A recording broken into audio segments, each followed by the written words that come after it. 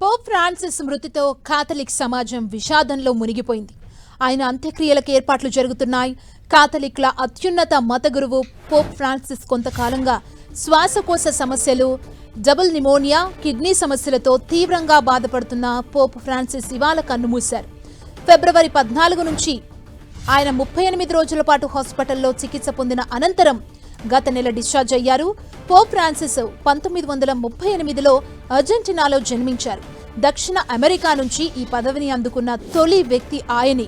తరచూ సామాజిక అంశాలపై కూడా ఆయన వ్యాఖ్యలు చేస్తుంటారు. 2016లో రోమ్ బయట ఇతర మతానికి చెందిన శరణార్థుల పాదాలు కడిగారు. దీనిని ఆయన వినయం, సేవా తత్పరతకు చిహ్నంగా భావిస్తారు. పోప్ ఫ్రాన్సిస్ మృతి తర్వాత కీలక పరిణామాలు చోటు చేసుకున్నాయి.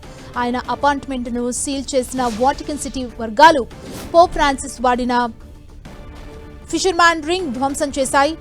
పోపులు వాడిన వస్తువులు మరొకరు వాడకుండా ఇలా ధ్వంసం చేయడం ఆనవాయితీగా వస్తుంది. పోప్ ఫ్రాన్సిస్ అంత్యక్రియలు 4 నుంచి 6 రోజుల తర్వాత జరగనున్నాయి. 9 రోజుల పాటు సంతాప దినాలు ప్రకటించారు కాథలిక్ మత పెద్దలు. ఈ కార్యక్రమాలన్నీ పూర్తయిన తర్వాత 15 నుంచి 20 రోజుల మధ్య కొత్త పోప్ని ఎన్నుకునే అవకాశం ఉంది. సీక్రెట్ బ్యాలెట్ పద్ధతిలో కొత్త పోప్ ఎన్నిక జరగనుంది.